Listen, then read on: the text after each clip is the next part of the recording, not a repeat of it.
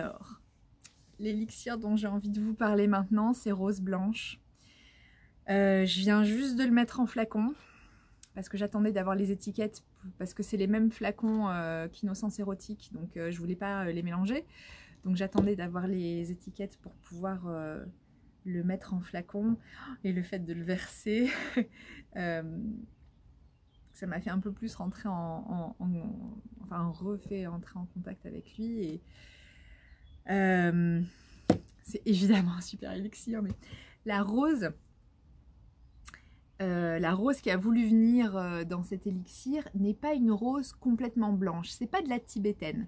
Là, juste derrière, vous voyez pas, mais juste derrière la caméra, il y a de l'élixir il y a de la rose blanche tibétaine qui est en train de prendre le soleil sous la garde de petits dragons. Donc là, c'est vraiment de la rose blanche tibétaine. Mais celle-là, c'est de la rose blanche aussi, mais avec un soupçon de rose quand même. C'est de la rose blanche un peu teintée. Cette rose, c'est une variété ancienne. Elle s'appelle la cuisse de nymphe. Alors voilà, déjà, rien que le nom, c'est assez évocateur. Et c'est vraiment ça, mais c'est vraiment ça. Vous savez, la peau bien laiteuse, là, la petite cuisse de nymphette, bien laiteuse, légèrement rosée, toute juteuse, là, qu'on a envie de caresser, de croquer. Enfin, c'est... je m'attendais pas à ça, vraiment. Moi, quand ils m'ont dit élixir de rose blanche, je voyais quelque chose de très détaché, tu vois, la noblesse, la pureté, le truc un peu dans le cœur, pas trop dans le sexe, quoi. Plutôt, non, un mari, tu vois. Ah non, en fait, c'est pas du tout ça. La cuisse de nymphe, donc, je parle avec les plantes, hein. C'est tout à fait normal, je fais ça depuis toujours. Je discute avec les plantes, avec les arbres aussi beaucoup. Donc en fait, quand je passe dans mon jardin, où il y a beaucoup de plantes, hein, je suis sur 2 hectares de terre agricole remplie d'une biodiversité assez intense. Donc je passe devant le rosier et là j'entends les petites roses qui me disent « C'est à nous, s'il te plaît, vas-y, c'est aujourd'hui, c'est nous, on va dans l'élixir. » Et moi j'attendais la floraison de la tibétaine qui est là, devant ma yourte. Et la cuisine nymphe, elle est devant la cuisine et elle me dit « Non, mais c'est nous. » Ah bon, bah alors si c'est vous les filles, c'est vous, hein. Pas de problème. Donc je les coupe, je les fais tomber dans l'eau. Et voilà, et donc je m'attendais vraiment à cette énergie-là, et pas du tout. Quand j'ai filtré l'élixir et j'ai rajouté dedans de l'orangeau, de l'alcool, de la liqueur d'orange, là. Alors, ne buvez pas le flacon d'un coup, hein.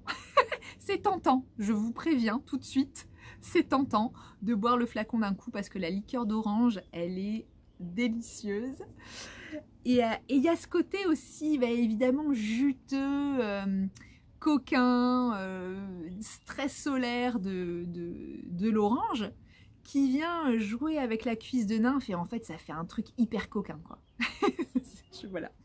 Ça n'a rien à voir avec la prêtresse blanche éthérée qui ne baise jamais, vous voyez le truc, non, moi le cul j'y touche pas. Non, c'est pas du tout ça. Là on est vraiment dans le... Et puis alors ça casse toutes les barrières, je veux dire, si jamais il vous reste encore des barrières internes à laisser complètement tout votre nectar et vous voyez,